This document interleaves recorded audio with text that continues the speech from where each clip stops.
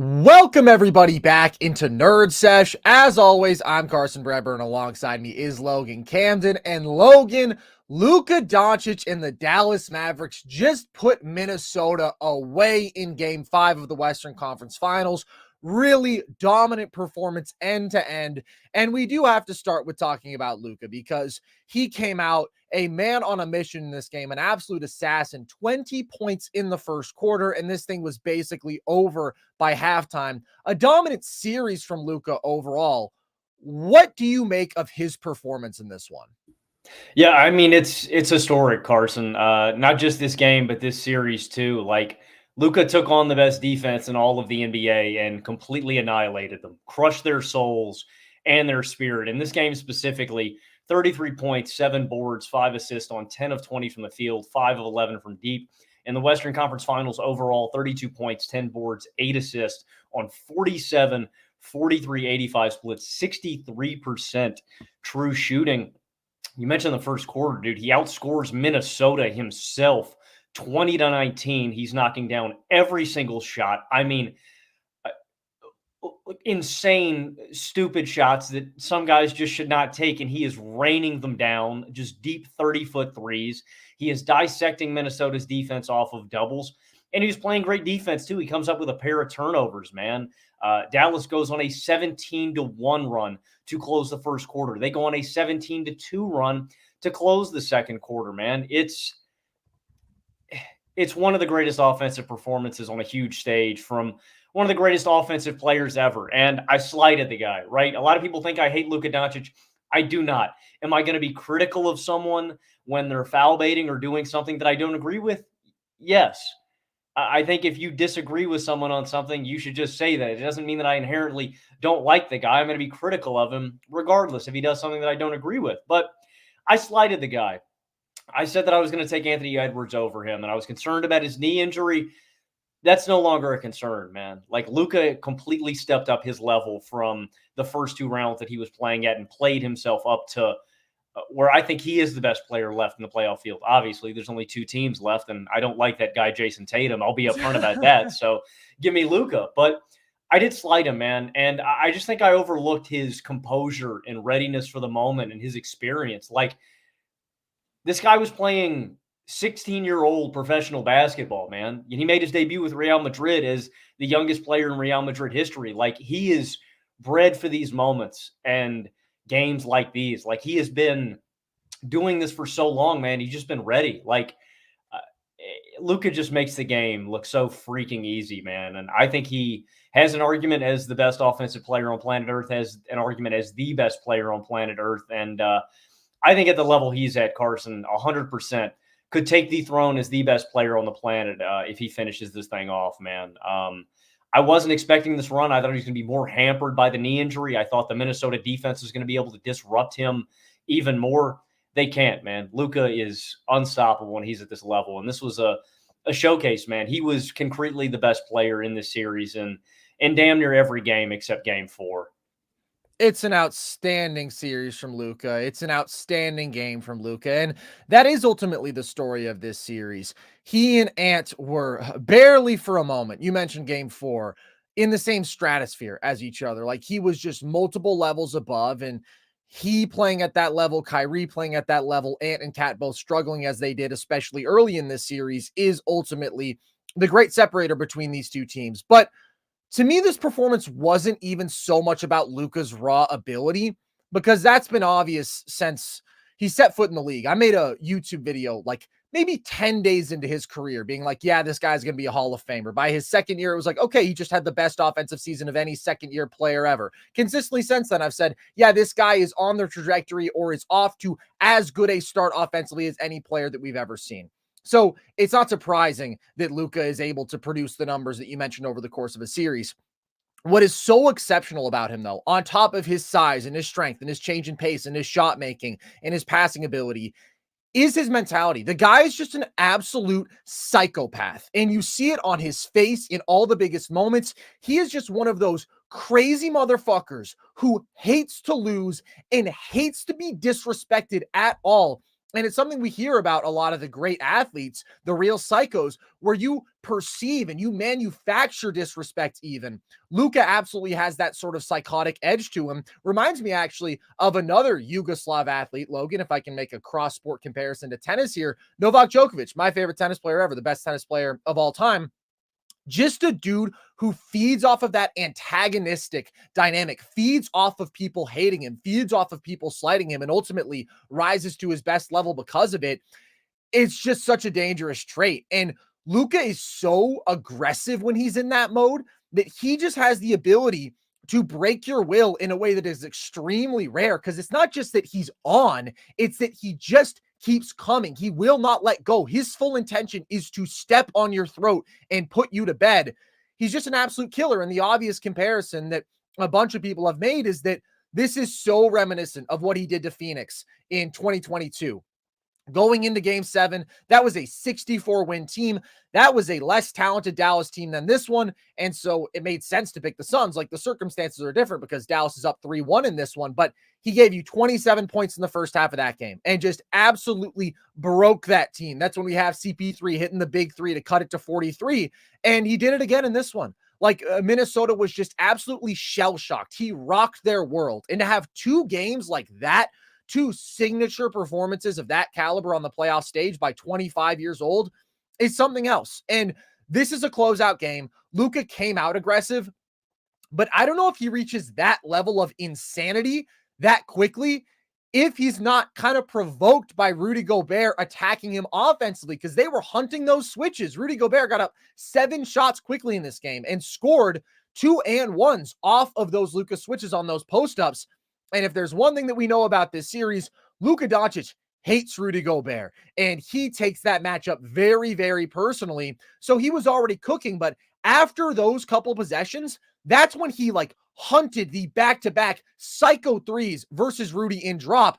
It seemed like he was offended by the very existence of drop coverage. Like, how could you possibly play this against me with Rudy Gobert in this action? And I really think that he just wanted to show Rudy how much better he is at basketball than him. And these two, there's a lot of bad blood between both of them. We've seen Rudy throw some little shots, right? Clearly, he wanted to be aggressive in that matchup in this game, but ultimately, there's only one bear who you really don't want to poke between the two of them. And unfortunately, that bear was poked, and that was just it. That's where this game was over. He just has that instinct to dominate, that instinct to kill. You see how he interacts with these fans, dude. Like, he just lives to shut up people who piss him off. And it's an incredible series. It's really an iconic series and an individual performance from him to do what he did, the volume, the efficiency against the best defense in the league.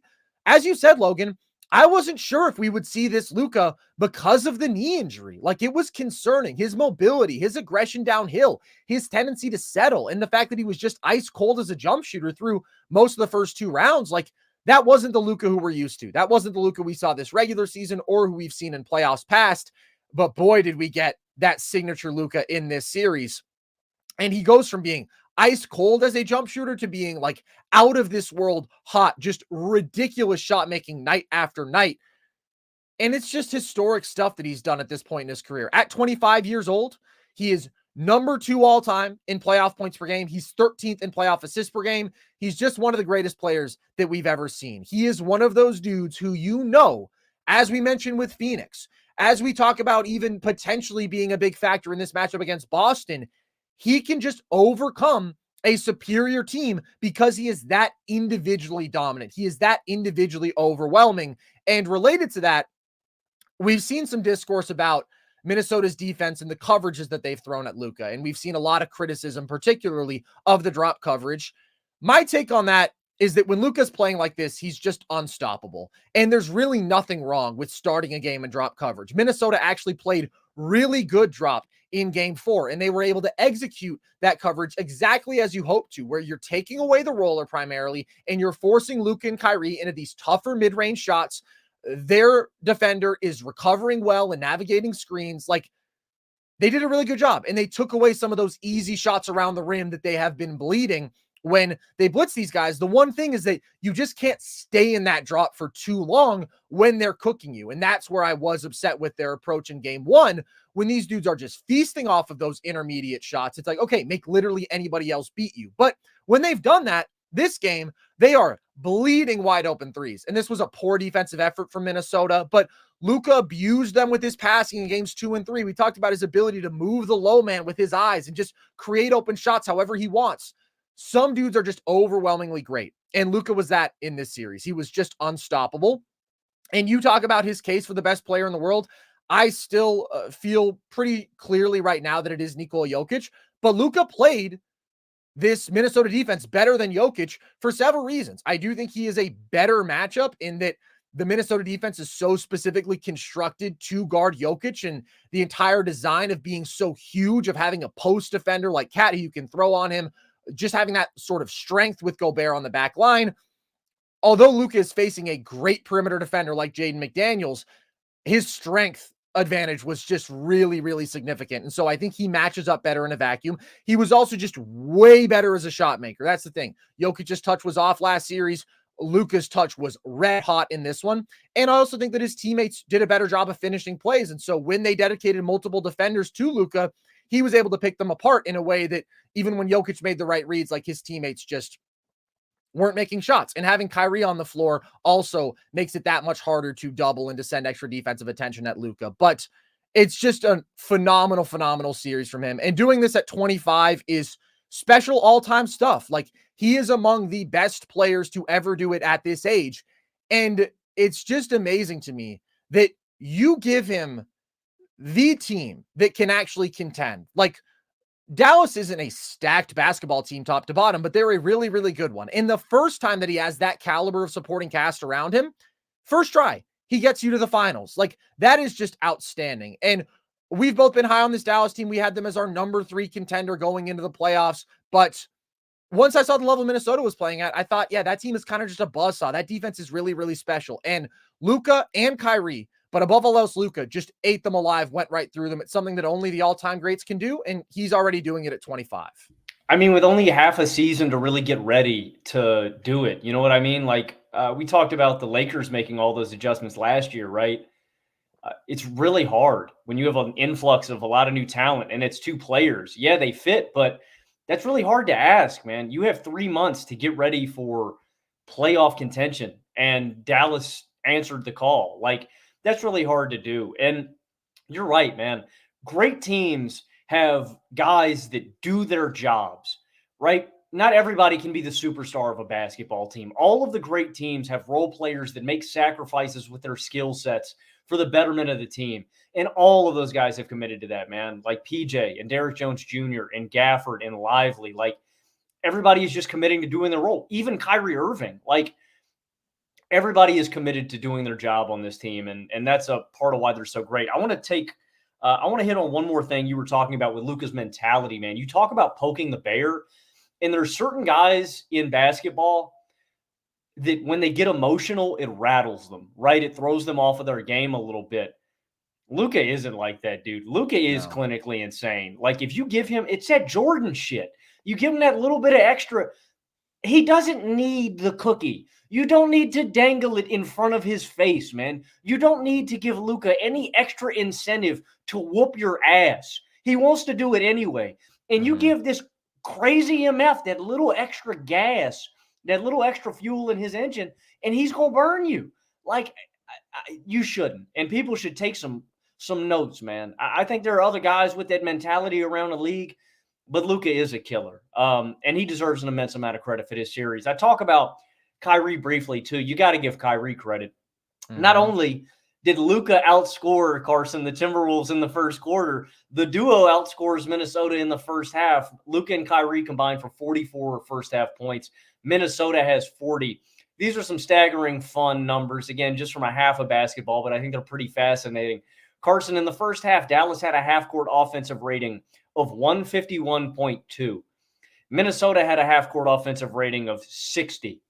Jeez. You know, you're just not going to be in that game. Kyrie in this one goes for 33 points, 3 boards, 4 assists on 12 of 20 from the field, and 3 of 6 from deep. In the Western Conference Finals overall, he goes for 27, 4, and 5. on 59% true shooting. And it sucks, man. With this duo, Carson, I think they just dug themselves a little too big of a hole in the first quarter. Minnesota goes scoreless for 6 minutes and 30 seconds. We were waiting on this offense to stall out for a little bit, and they do it in the biggest game on the biggest stage. I talk about how they end the first quarter and second quarter on crazy runs, and they just couldn't do it. Like when Luka was hitting all those shots against drop, you just had to make an adjustment, and it was just too late. I kept saying, Minnesota, you got to throw all of your defensive attention at Luka. They went to it pretty quick, dude. I mean, it was 9 minutes into the game. Like, Luka's just a psycho. He wasn't missing. I mean, but I just didn't feel like they did it enough. Like, bro, Gobert, bruh, step up, man. And you make a great point. You're not going to beat these guys when they play at this level. And it is so hard to guard, right? You're damned if you do. You're damned if you don't. It's the pick your poison shit, and you only get that from the game's best players. Guess what? You throw a double at Luka, guess what it opens up? Kyrie's wide open. He's got a free path to the hoop or an open shot. Okay, you closed out on Kyrie. Oh, well, guess what? He swung it to PJ. Oh, we closed out on PJ. PJ's either going to take the open three or he's going to swing it to another guy. There's just too many open looks, bro, and you're just not going to get it done. And they were more consistently the better duo. I mean, they were phenomenal in this series, and I think they really flustered Minnesota, man. You've got that shot clock on their the shot clock violation at the end of the first half. They open up the second half, and I'm like, okay, Minnesota, you fought really hard all series. Show me something. Slow-mo and Rudy Gobert literally run away from Luka on a drive, man, and they just let him get to a floater. These two guys broke their spirits, man. And having Kyrie Irving, I talk about Dallas having a lot of guys who commit to roles, and that's another area I want to commend Kyrie for.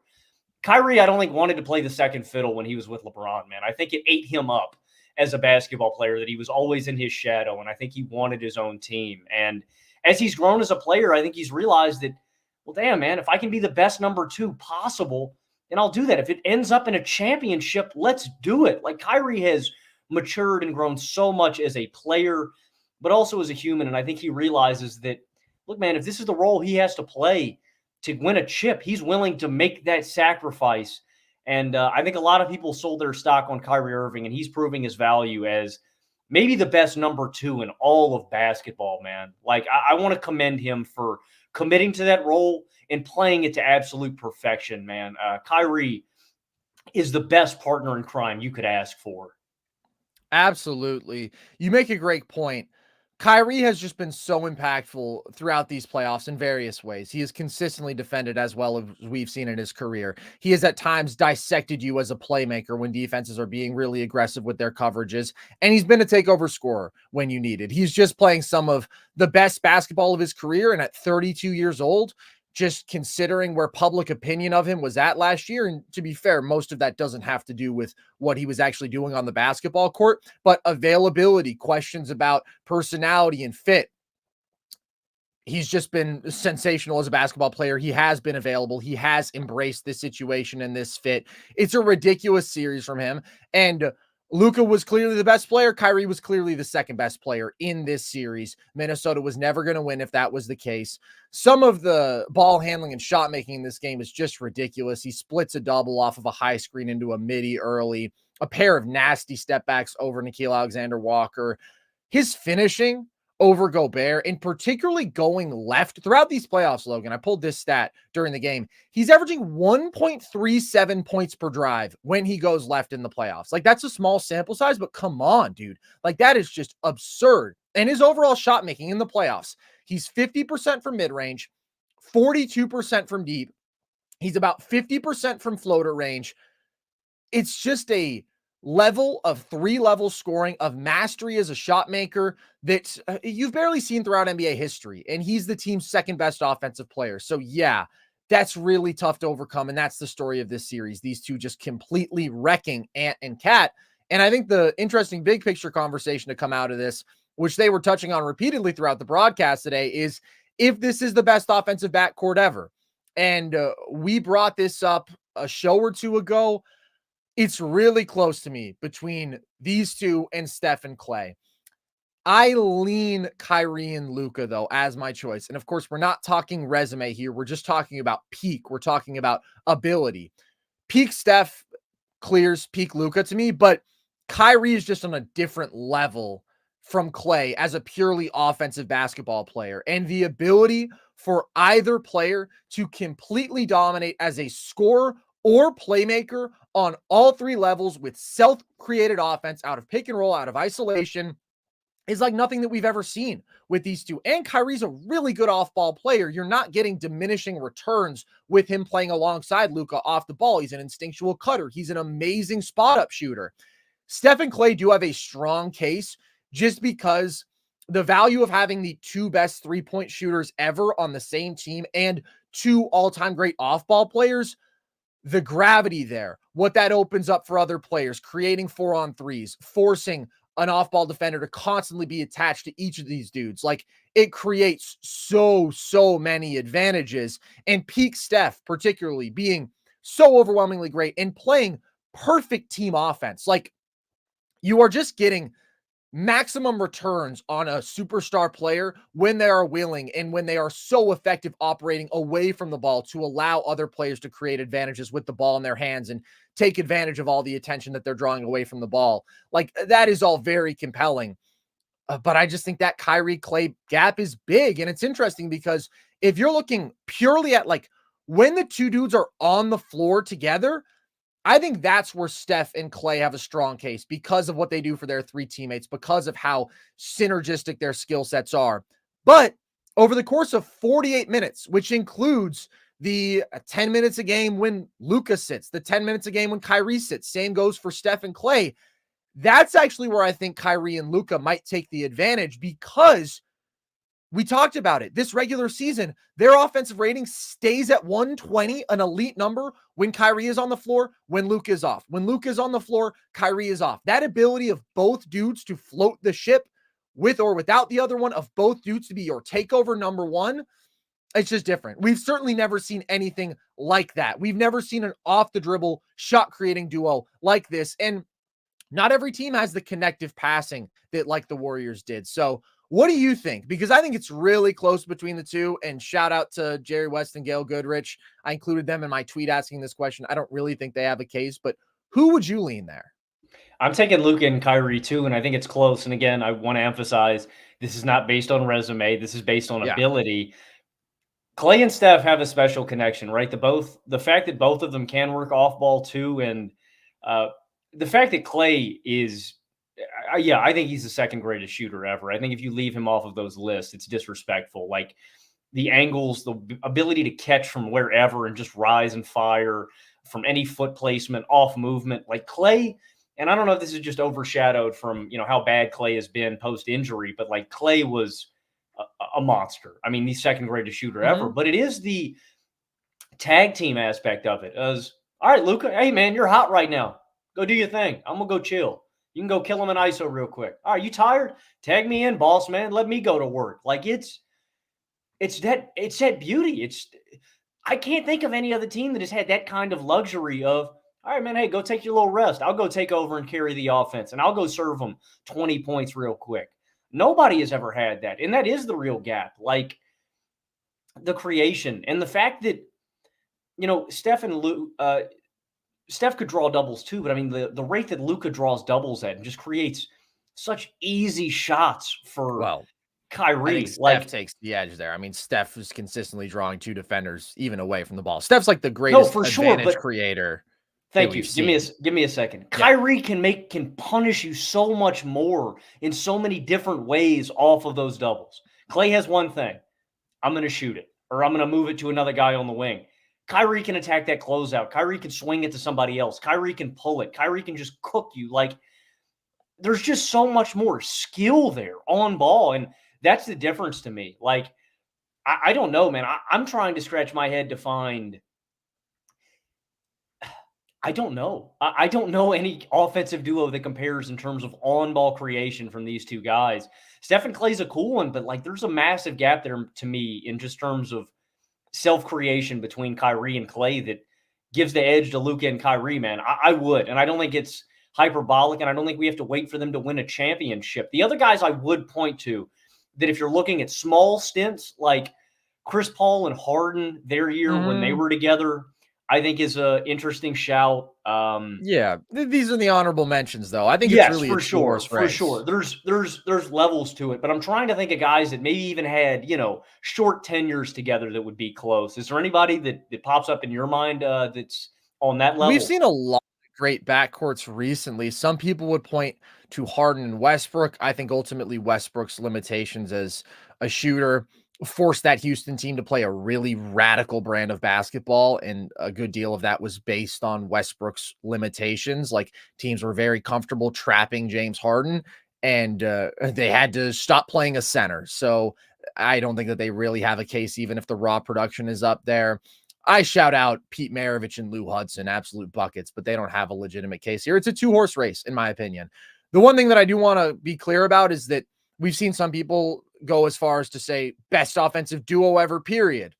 I don't think they really have a case there. Then I think Steph and KD are in a different tier. I think Kobe and Shaq and Magic and Kareem clearly just above this Kyrie Luka duo. But man, that's some pretty good company to be in no matter what. And we're obviously going to do a much more in-depth preview of this final series coming up over the weekend, but that's their advantage going into this series. It's, can they have not just the two best offensive players, could they have maybe the two best players, period, in that matchup? Because that was their big potential advantage coming into this one, and that is where they ultimately came through in this one.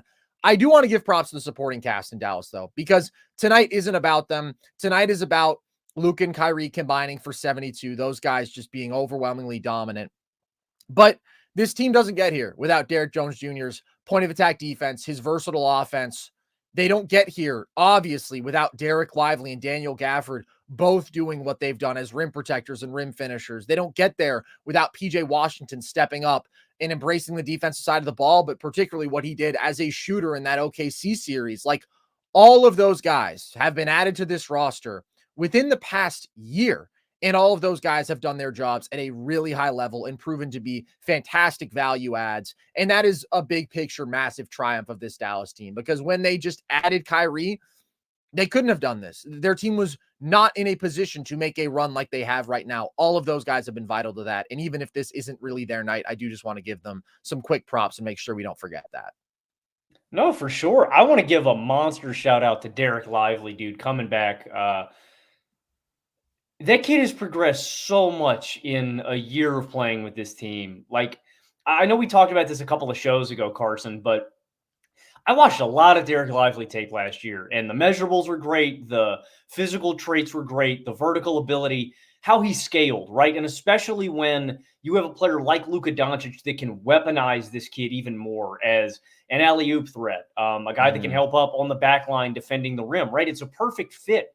But I was really concerned with how raw Lively's game was offensively, right? I could see him being a really good rebounder and an impactful shot blocker immediately, but his offensive game was raw. He struggled to catch passes, to put the ball down on the floor at all, touch around the rim. He still struggles with his touch and stuff like that. But like, I was looking at a guy that may be like a massive liability offensively with how limited he was and how raw his offensive game was. But dude, the short roll playmaking we've seen in these playoffs and in this game, like, Lively's just come a really far way, and everybody else deserves credit.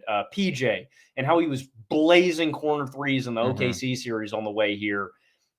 Like I said, man, this is a lot of guys committing to playing their roles and doing it to perfection, and that is the hallmark of great basketball teams. And that's maybe what I'm most excited for with Dallas and Boston. You have a surplus of basketball talent on both of these rosters.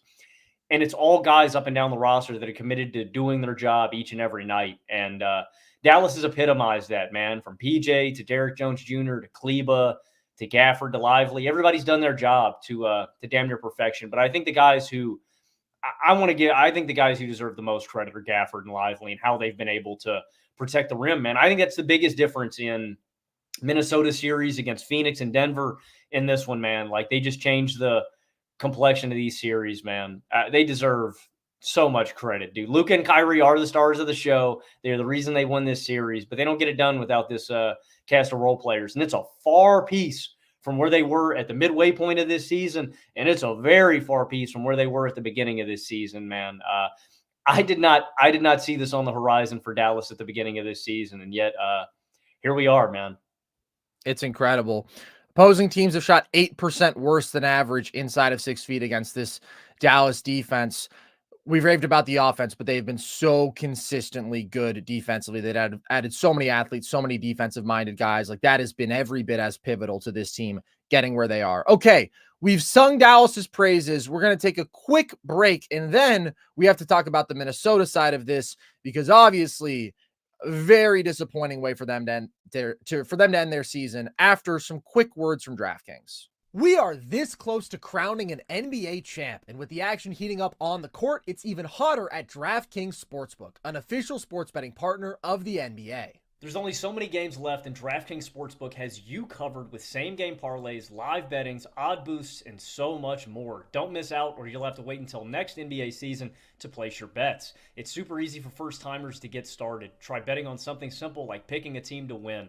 Go to the DraftKings Sportsbook app, select your squad, and place your first bet. It's that simple. New to DraftKings? Listen up. New customers can get a no-sweat bet up to $1,500. Just deposit at least $5 and you'll get a bonus bet back equal to your first bet if it doesn't hit. Download the DraftKings Sportsbook app now and use code NERDS. That's code NERDS for new customers to get a no-sweat bet up to $1,500 if your first bet doesn't hit. Only on DraftKings. The crown is yours. So, Logan, Minnesota just gets flat out blown out in this game. Where did things go so wrong? Where are you most disappointed with them in this game and in this series? I mean, they got slack-jawed by Luka off rip. Not a whole lot you can do there, man. Like, I was really disappointed with the intensity of this team. I thought early they came out with great effort on the offensive glass. I liked the way they were rebounding out of the gates, and it's hard, man. They took that haymaker from Luka and they folded. Like, it was all right. I think they said it at the break with the Inside the NBA guys, but it was, hey, we didn't get swept. All right, man, let's pat ourselves on the back. Let's move on. Like, I think they kind of threw in the towel a little bit. I mentioned that possession at the beginning of the second half where Gobert and Kyle Anderson let Luka just mosey on in to the paint, get an easy little floater. So, yeah, I think that you see a lot of the composure and youth and experience of Minnesota in this series. The fact that, they did fold and that they kind of gave up a little bit and they were apathetic in their effort. But I don't think this is a completely disappointing playoff run. I think it's a very encouraging run. And to me, this game and series speaks more about Dallas's legitimacy as a contender and less about Minnesota. I'm very encouraged about this team. This is their second Western Conference Finals run in franchise history, and this is the second most regular season wins they amassed in franchise history, obviously to KG's 2004 Timberwolves. What a carry job. Shout out KG, man. But you got to contextualize this with the expectations that we had for Minnesota coming into this season. I had very, very low expectations for Minnesota. I thought the Gobert trade was, and I quote, nice one, Logan, the worst trade in NBA history. I was not moved whatsoever by Minnesota. I thought this was going to be a disastrous kind of year where they win 40-plus wins and get bounced in the first round. The most encouraging aspect of this is what we got out of Anthony Edwards. He is a 22-year-old bona fide superstar. In round one versus Phoenix, he gives you 31, 8, and 6 on 65% true shooting. Round two versus Denver, he gives you 28, 5, and 6 on 61% true shooting. And sure, he doesn't play up to standard in the Western Conference Finals, but he had a lot of great pull-up jump shooting runs. He faced a ton of doubles in this one. And I think a big key is how much better Dallas's defense was than those first two teams. Like, the thing to me is that you have to have real perimeter personnel and legitimate rim protectors to disrupt Anthony Edwards. He is going to shred through any lackluster defense. Like, Dallas has a great defense, and they matched up against Ant well. And I think there are a lot of areas that Ant can improve. One, decision-making. I was frustrated to no end with a lot of those kickouts, Carson, where he's getting all the way down to the rim. And I don't care how packed the paint is. Like, he's making some kickouts to open shooters, but like, bro, you're at the glass. Just put the layup up. Like, I think that's one, like aggression and impact. There's just shots he's passing out of that I don't like. There's times where he's working his way into a great mid-range pull-up and he is not taking it. Like, those are shots where I think Ant just has to have that killer instinct, and I think he's going to get there. But those are areas where he can improve. But again, man, this guy's 22 years old, which means if you can hold on to him and keep him around here in Minnesota, guess what? This is not the only iteration of this basketball team that is going to be here. Anthony Edwards is going to ascend even more. He is going to get even better. I am so confident that he is going to be the best player in the world one day and be right back in this situation, hopefully with a better conglomerate, a better group with more experience. It's a little more heady. I'm not a big fan of this Minnesota team with their other two superstars, as I have said many times on this show. But you have got an absolute stud in Anthony Edwards, and you've got a really good core around him. Like, in no ways do I view this as a disappointing playoff run, especially for Ant. Like, I'm encouraged. Now, are there some tough decisions you may have to face down the road with Cat's big-ass contract, with Gobert's fit and him aging? I don't know. Maybe. But this is a really good formula in the regular season to win you 50-plus games, to get a very high seed. And against a lot of NBA teams, this is a very good formula to win a series. They just took out the best player in basketball. Guess why? Because they had the personnel to match up with him, and Anthony Edwards balled out, and they took out Phoenix. Like, they just took on two offensive superstars that played better, man, that just had more answers. Like, in no way do I view this as a disappointment of a season for Minnesota, and the biggest reason is because I believe in Anthony Edwards, man. Like, I just think that you've got your guy. You've got your rock. Now go figure out what you can do to put the championship team around him when the time comes, when he reaches that level. I've said that I think it may be as fast as next year. Maybe it's not, but he's 22 years old. He is a superstar already, and he's one of the handful of best players on planet Earth. And for that reason, smile, Timberwolves fans. Are you using handful literally, or I am saying loosely? I am saying I think five guys. I would take Jokic over him. I would take Luka over him, and him and SGA is a debate for me. Wow. What about Giannis? Yeah, I forgot Giannis because he's injured, and that's a concern too, man. But that's the thing, dude. Also, for what it's worth, there's a couple other dudes. You asked me a couple weeks ago how many dudes I would take over him, and I said, let's wait until the playoffs are over. But I felt pretty strongly about my top five being the same as it was this regular season, which is Jokic, Giannis, Luka, Embiid, and SGA. And I'm not taking Embiid. I don't know, man. I don't know, man. I'm telling you, I think that Embiid breakthrough run is coming. Like, what he just did on the busted up knee. Yeah, no, it's impressive. It's very impressive for how injured he was. But my injury concerns with him, and that's why I would take Ant. I think Ant's a workhorse. I think you can ride him, man. Embiid's injury concerns scare me, but it's a very, very short list of guys I would take over him. And that's the reason that you're happy if you're a Timberwolves fan. Look, man, I know it's not what you wanted, but you got your guy, man, and that counts for something. Yeah, I think that Ant probably falls around the 8th guy in the league for me. And I think that I'm probably a little bit more critical of how things ended for Minnesota here than you are, just because when we zoom out big picture, it's like, yes, this was a very successful season. I picked them to be the 5 seed. I was really worried about the Cat Gobert fit. I didn't view Ant as a top 10 player. So even though I got higher on them as the year went along, like coming into this year, I definitely wouldn't have seen them in the Western Conference Finals.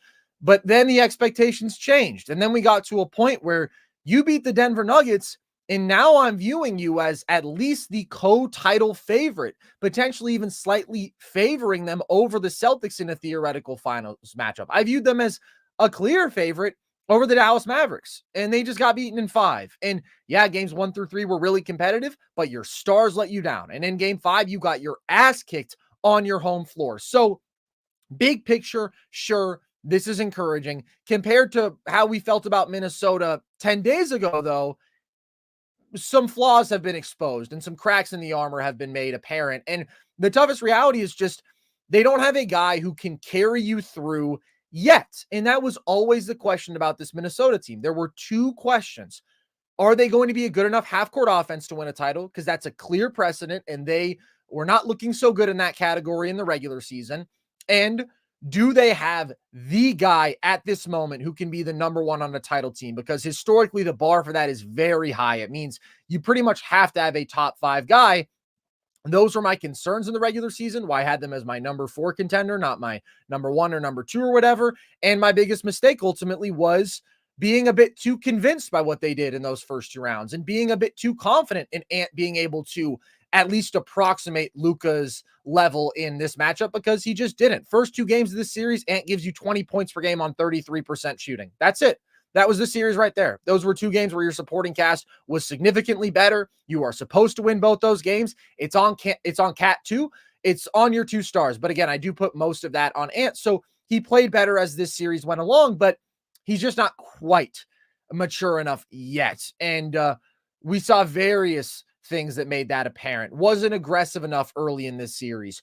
Throughout the playoffs, didn't make the skip passes to beat these coverages where he's seeing 2 defenders, or even when he's seeing the big in a higher drop. Turned the ball over too much as this series progressed. Made a lot of mental errors defensively in this series. He had one today where he doubled Luka and left Kyrie 1 pass away. And it's like, Ant, that's not how you double, my guy. Like, that is reckless. That is going to be an automatic bucket for them. There were just too many mental and effort mistakes defensively from him in this series. I still think because of his overwhelming athletic traits, because of his defensive ceiling, because of his pull-up shooting ceiling, although that's another thing that did come back down to earth, he still ends this postseason having shot much better than he did in the regular season, but it's 51% effective field goal percentage on pull-up jumpers instead of the ridiculous number it was hovering up at, like 57 through the better part of the first 2 series. That was never going to be sustainable. I still expect Ant to be a top 3 guy. When you say you are very confident he's going to be the best player in the world, I just can't get there. I view Wemby as very clearly having a higher basketball ceiling significantly than Ant. And Ant still has to pass Luka in those conversations. And there's just a level of offensive mastery with Luka that Ant is never going to get to. He's going to have to offset that by improving significantly as a playmaker and then by having such a large advantage defensively. And I just don't know, man. Luka's one of those dudes who's so great offensively that sometimes, like, it doesn't even matter what sort of 2-way gap you're talking about. He just creates you such good shots down the floor so consistently.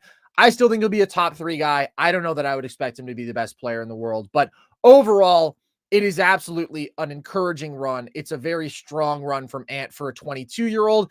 That's the most important thing to remember. There was a lot of anointing of Ant, and we're not guiltless in that. Although I also tried to keep perspective throughout that it's like, my confidence is about the Minnesota Timberwolves as a team. I really tried not to do the just Ant, aura, Jordan 2.0. Like, it's about one of the best defenses we've seen. It's about a loaded team in terms of supporting cast in depth. But, like, we do still have to understand that although the expectations became extremely high and the hype became overwhelming, he's 22 years old. And there's only a few dudes in NBA history who have been ready to be the best guy on a title team at 22 years old. So it doesn't mean that he can't get there whatsoever. It means that he's 22 years old. Ant's not done. Ant is not done by Yeah. any means, and I expect him to grow in basically every facet as a basketball player. I also expect this to be a learning moment in terms of Of I think this course. is going to gas Ant more. I think it is going to give him more fuel to come back and kick Luka's ass. Ant is a guy who has a chip on his shoulder, man. Like, Ant's not a guy who just lays down like the dog, man. I think it's going to be I think he's going to come back with more fuel. I have a question for you. Yeah. You talk about you put a lot of this on Ant. I think Karl-Anthony Towns is just as culpable in Minnesota's shortcomings in this series specifically. And I don't think he is. I'll go ahead and I'll give you my answer immediately. Do you think Karl-Anthony Towns can be the second best offensive player on a championship winning team? Because I am leaning towards no. It's a really difficult question. And it's part of what is so interesting about this Minnesota team. In most situations, I would probably be inclined to say no.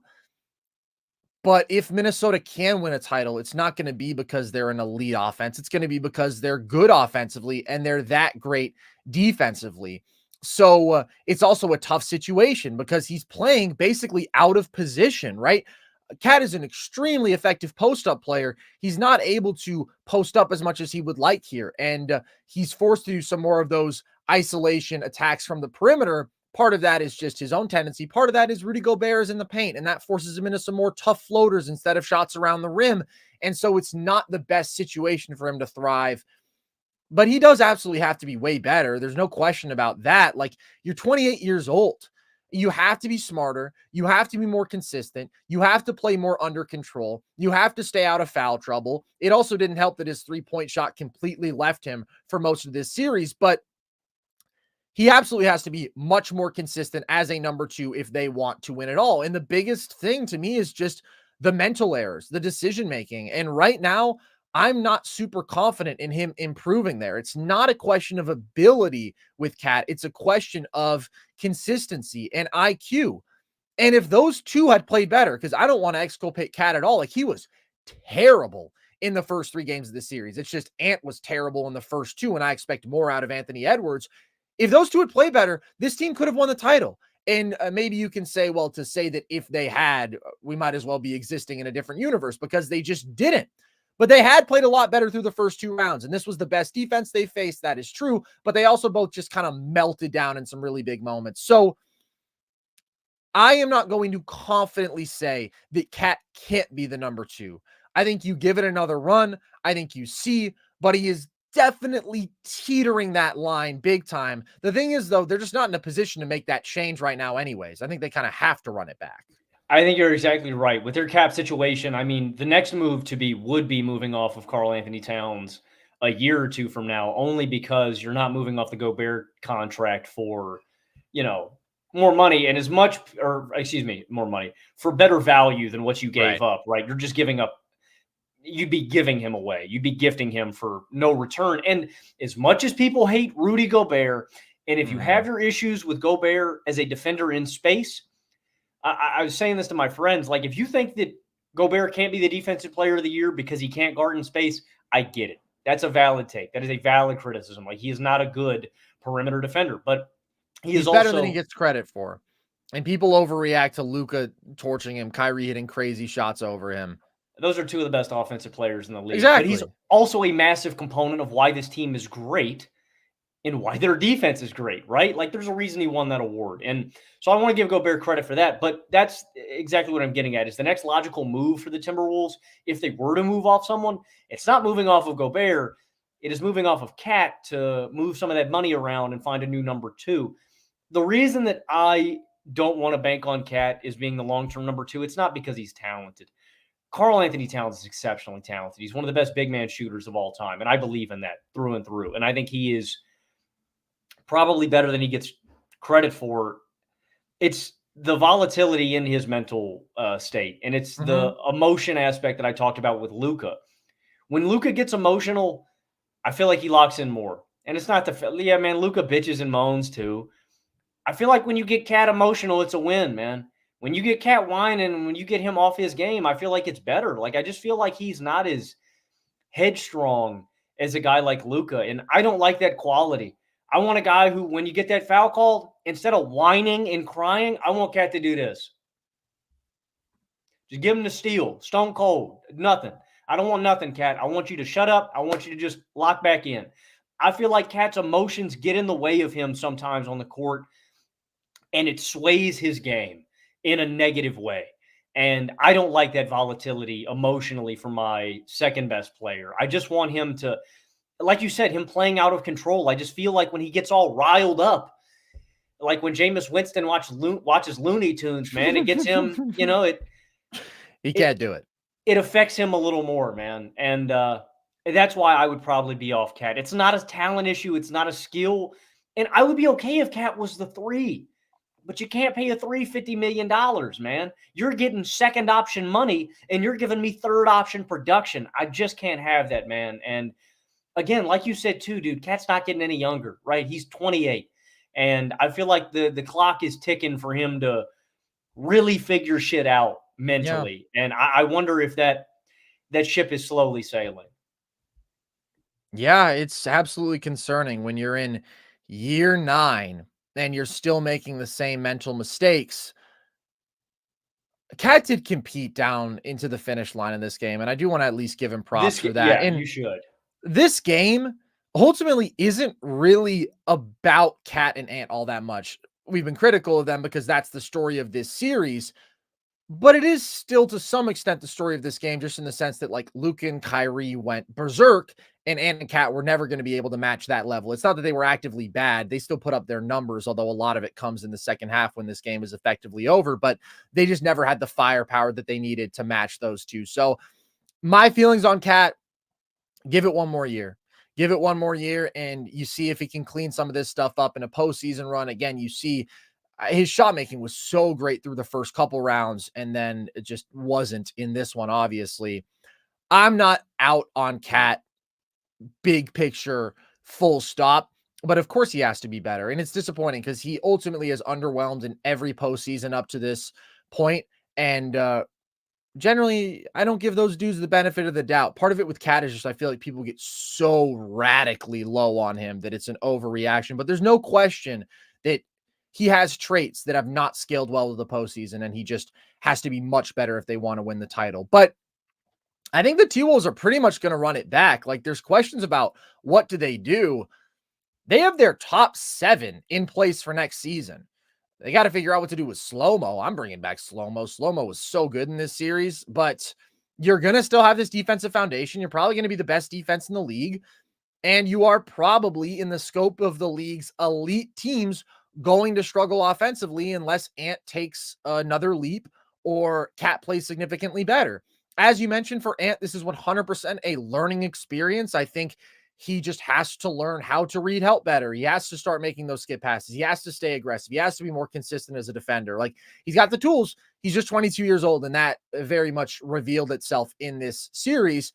I would love for the Timberwolves to add another real offensive weapon, because it would be nice if Cat can be your number 2 on paper, but you have like a high level number 3, particularly somebody creating from the perimeter who can step up on those off nights. And even though Conley is very efficient and makes good decisions and steps up and stretches, like, he just can't produce with that sort of volume that you need. Like, he's not a real high level perimeter number 2, but I just don't know where they're adding that weapon. Like, again, I just don't think they have the flexibility. Rudy's expiring after this year. Well, he has a player option. He's probably going to take that player option. So you effectively have Rudy for 2 more years. But I really love this supporting cast. Like, I get it. They need to be a little bit better offensively. It's a staple of contenders. It was the difference in this series, just who had the better firepower shot making stars offensively. But like, I don't think that we really overrated this Minnesota defense, dude. We were putting them in some conversations among the best defenses this century. The one thing that I thought stood out in this series was just some of the mental errors by Ant and by Cat and by Nas. And I thought that their effort in this game was really poor. But above all else, this series is about one of the most special shot making displays by 2 players I can think of. I don't think there's a defense in the last 15 years that could have stopped what Luka and Kyrie did playing at this level. And what Minnesota did in this regular season, one of the biggest margins we've seen between the number 1 and number 2 defense in a long time. What they did to Phoenix, destroying them with that ball pressure. And when we talk about Rudy guarding in space, he was awesome in space in that series. And of course, he won't get credit for it. What they did to Denver, I couldn't have imagined even Minnesota, as well as they've defended them in the past, doing what they did in their 4 wins in that series. Like, that's all special stuff. And ultimately, great offense can just overwhelm great defense, especially when that great offense is on the back of pure shot making. Doesn't matter what you do. Doesn't matter if you're all over me. I'm just going to get a tough bucket. And we just saw that. So I would give a nod to the '08 Celtics over Minnesota. That was one that I was pretty close on, but I was leaning Minnesota. I think that I would move on that one. But overall, I think that they are one of the best defenses we've seen. This was just unbelievable stuff from Luka and Kyrie. And ultimately, that defense didn't play their best, that's for sure. But that doesn't wipe away what they had done up to this point. So Minnesota's going to be back. They have the best formula to defend and arguably to beat Denver. And I still think that they have the best defense in the league. It's just, can they get enough offensive firepower? That's going to rest on Ant and Cat more than anybody else. And they weren't good enough in this series. They weren't even close. But they were good enough over the first two series, and then you just have to deal with the reality that like there's no reconfiguring of your team right now that is going to move you off of those two guys. Like you're going to run it back next year. You'll see if they can reach the necessary level. I would have felt better about Minnesota, as I said a couple shows ago, if they had lost in 7 to Denver, because this was a rough series for them overall. But I still think they're a really, really good basketball team that is going to be at the forefront of these conversations next year. And they have more talent top to bottom than Dallas. They have more talent top to bottom than anybody in the league. So that's very encouraging. If your 22-year-old superstar takes the next leap, you're in a great position. Yeah, and you got to retain slow-mo, man. I had a lot of slow-mo Yeah. slander during these playoffs, Yeah, and drop that.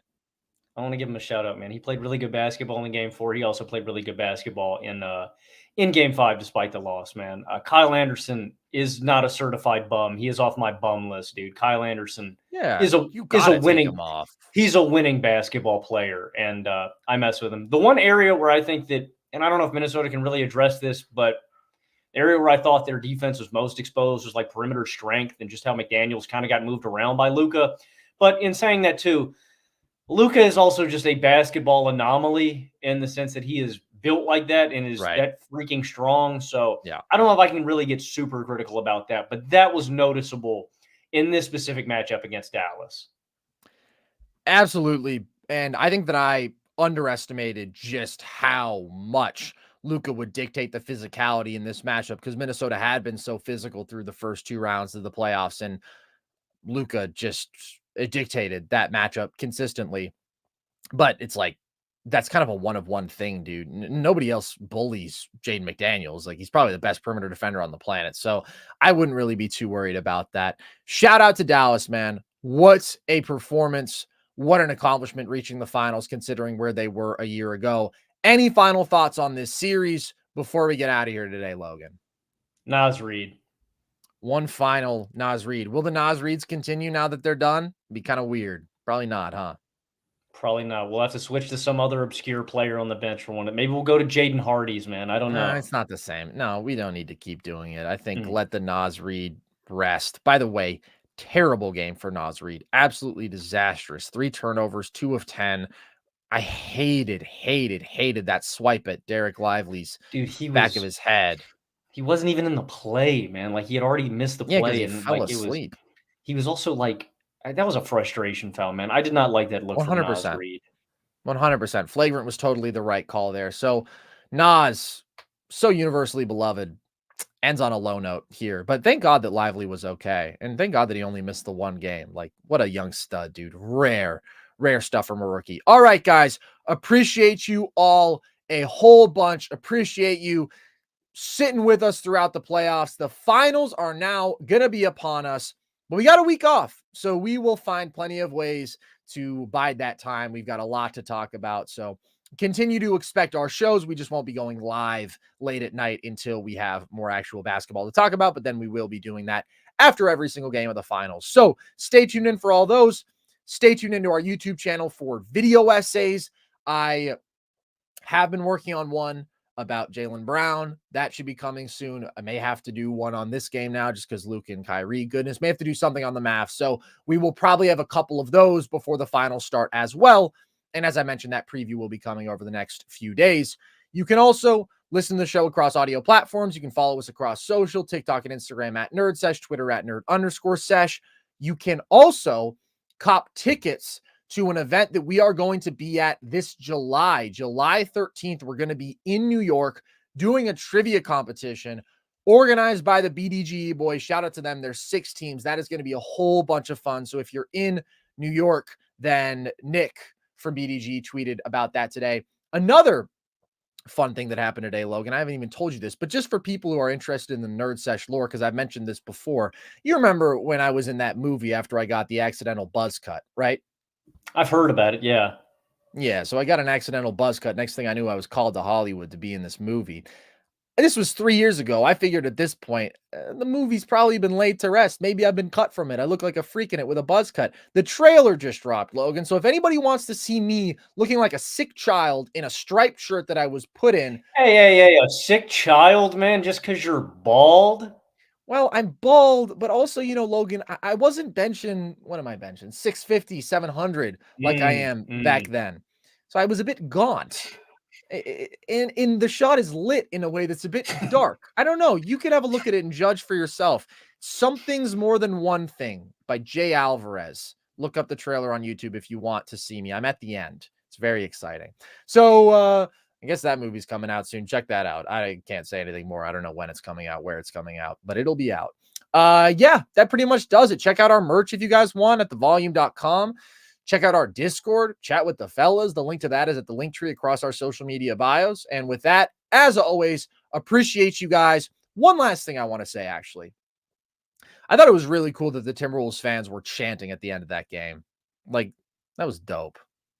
I mean, they ain't got nothing else, man. What else is there to Oh, do in but that's a bit of Minnesota? a cruel way to say it.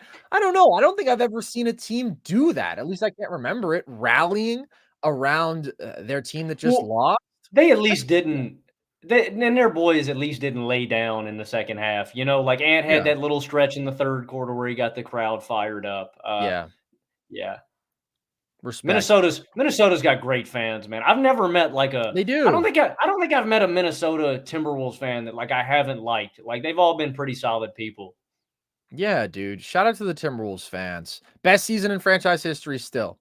And certainly the best position the franchise has ever been in. So hang your hat on that for the future. All right, guys. Appreciate you. As always, I've been Carson Brabber, I've been Logan Camden. and this was Nerd Sesh.